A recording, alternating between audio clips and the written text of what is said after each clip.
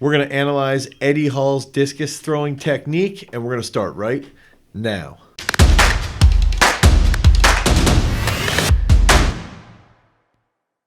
What's up, everybody? It's Dane Miller from throwsuniversity.com, and if this is your first time to the channel and you're interested in learning about throwing, you want to get better at the discus, you want to learn how to be a better shot putter, make sure that you like, you subscribe, and you ring that notification bell so that we can help you become a champion. So recently, Eddie Hall put out a sweet video on how to throw the discus, or his attempt at throwing the discus. And one of the biggest factors behind Eddie is that he is an absolute behemoth. He's one of the strongest men who has ever walked the planet. He's a freak of nature. He's a freak athlete. And so it's an interesting concept to take one of the most strongest, most brute strength related individuals ever and to see how they can handle a 2-kilo discus. So we got our 2-kilo discus right here, and this was actually thrown last year at the World Championships in Doha, Qatar. And one of the factors here is that, fortunately, I've trained almost a dozen 60-meter discus throwers. I had a discus thrower last year in the World Championship final, and one of my females almost made the final. She got 13th. And so I'm interested to see, does Eddie Hall have potential to become a world-class discus thrower? All right, so let's dive right into this video. So we're gonna start right off Eddie's sweet intro.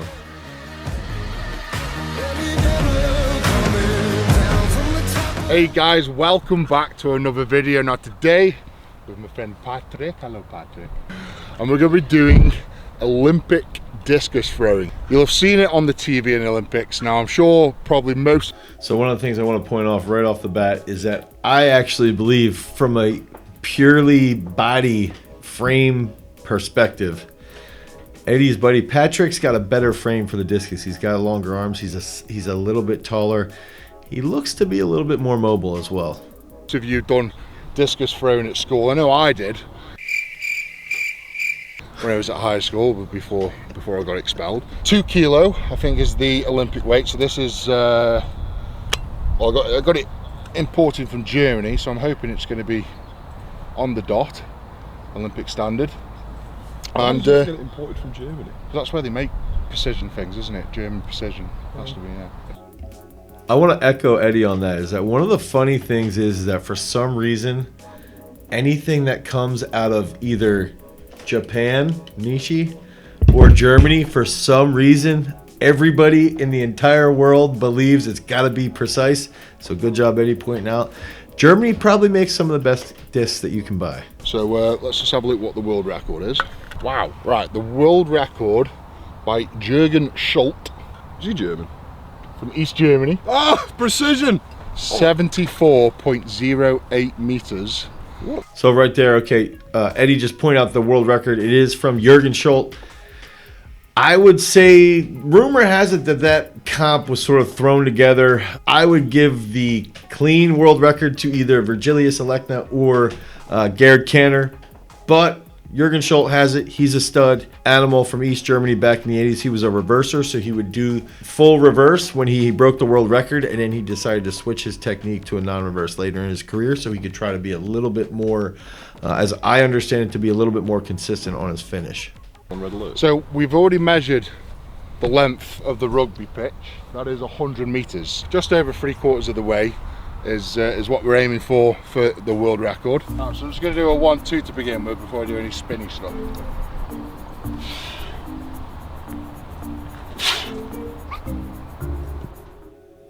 So right off the start, one of Eddie's first mistakes is he's almost grabbing and cupping over top.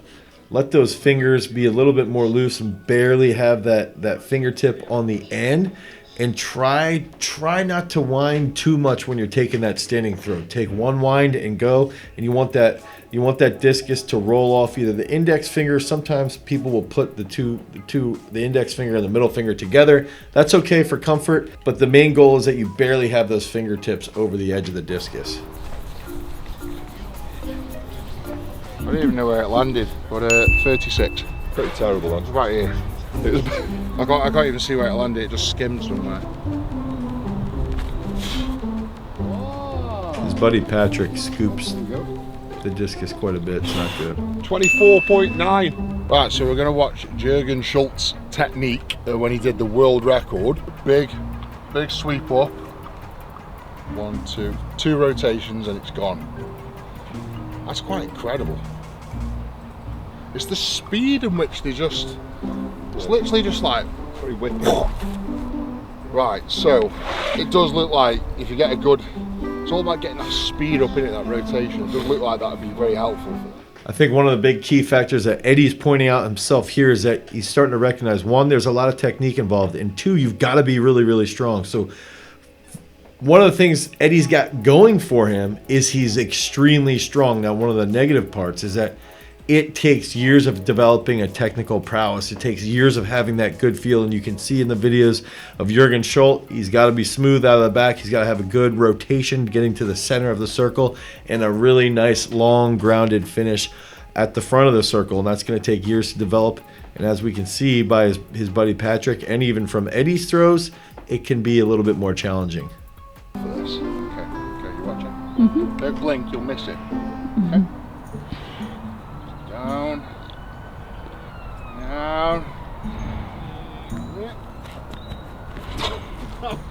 Where'd it go?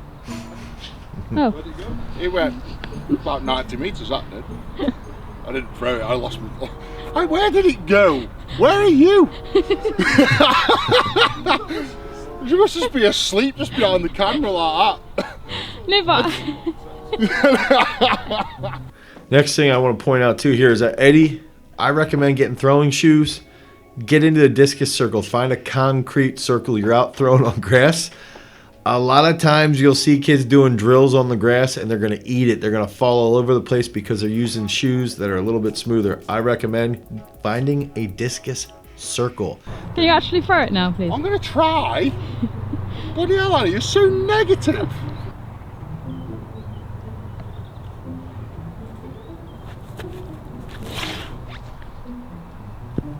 That was worse. It really hurt my arm. Okay, one of the big things. First, this is almost reminding me of like a Monty Python. Nobody expects the Spanish Inquisition. Our chief weapon is surprise. Surprise and fear. Fear and surprise. Our two weapons are fear and surprise. But one of the things too here with Eddie is that when he's taking his turn, he's not really sweeping his right leg forward. We need to get a nice long right leg that's going to sweep around the left leg, and the left leg is known as the transfer leg. So we want to get some weight to transfer into the left, have a nice right leg that's going to sweep wide, and then that left leg is going to follow and get to the front. So you've got to have really good shoulder mobility. You've got to have good mobility in your upper back and your thoracic spine. And that's one of the things you can see here. Eddie sort of complained about some pain in his shoulder or his pec even a little bit. That's sort of normal, especially with somebody who is extremely hypertrophic like Eddie is. He's the world's strongest man. It's a different type of coordination. It's a different coordination speed, and that's going to come into play here in the discus. Is that it happens so rapidly. The rate of coordination's got to be very, very fast.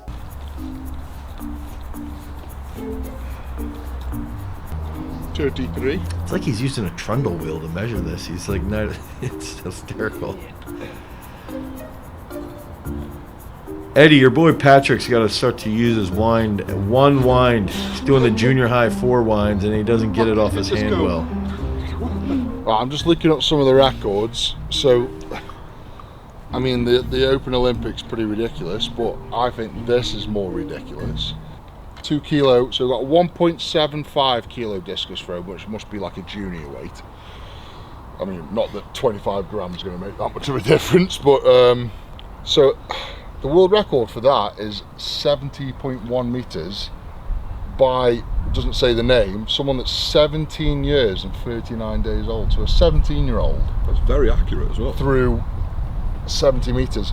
And then it looks like the same boy on the same day threw 2 kilos, so he threw the Olympic standard, 65 meters. So a 17-year-old kid, sorry it doesn't say your name, I wish.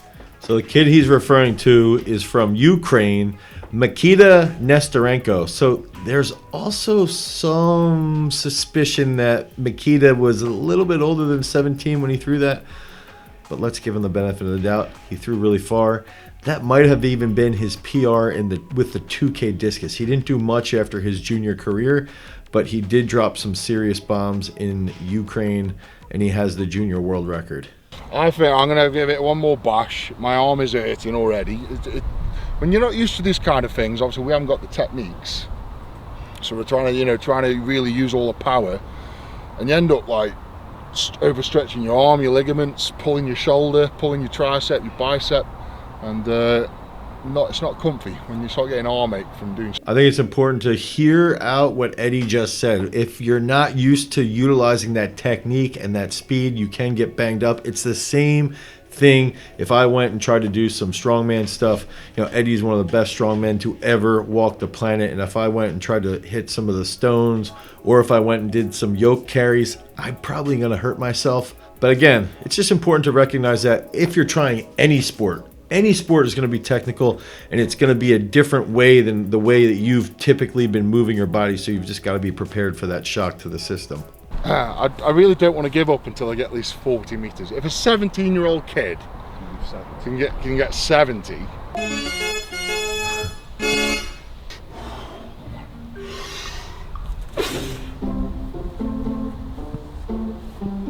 that was further, that was.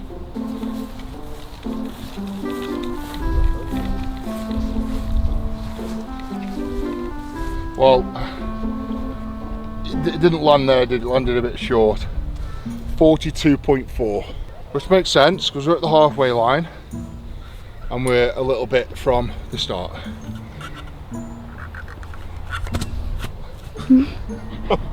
So that's evidence that rolling it doesn't work. So to put this into perspective, Eddie threw, I'd doubt he threw 40 meters. I highly doubt that. I bet you he's probably thrown about 30 meters. Some of our guys, so Alex Rose, who qualified for the Olympics last year, threw 66 meters. So he's probably thrown 36 meters further than Eddie Hall. He's one of the strongest discus throwers in the world. Sam Mattis, another one of our discus throwers who qualified for the world final last year, is a U.S. senior national champion in the discus, threw 67 meters when he was in college. He's thrown 69 under me, and that's another 36 meters further, even to the point of my best female discus thrower has thrown 61 meters. So there's a lot of guys and women who've thrown well past where Eddie is, and that's just a testament to how difficult the movement and the event actually is. 40 meters, first attempt. Actually, tell a lie, I did do a tiny bit of discus throw in high school, but I think it was a lighter one. It was plastic, it weighed about a kilo, and I probably threw it like 20 meters from memory, something like that. Nothing, you know, we did it like twice in PE or something. First time doing it since I was like 12 years old. Is there any scope for, you know, as I say, being a strong man, being the world's strongest man, very good at moving weight from A to B, but functionally not so good at putting it into action, as we can see. So that is very technique, isn't it? The way they spin round, and it is absolutely mental. That must take years and years.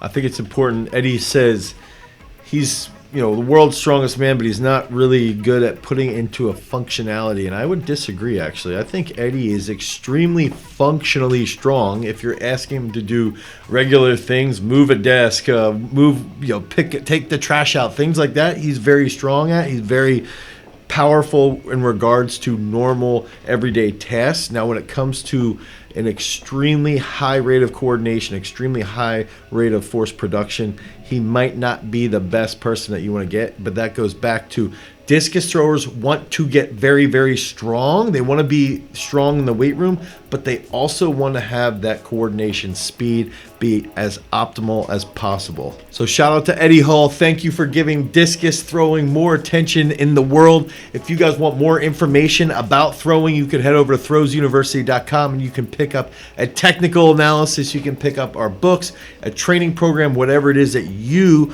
want to utilize to become a better thrower. If you want more videos and more information about Eddie Hall reactions, you can click on this video right here. Until next time, guys, peace.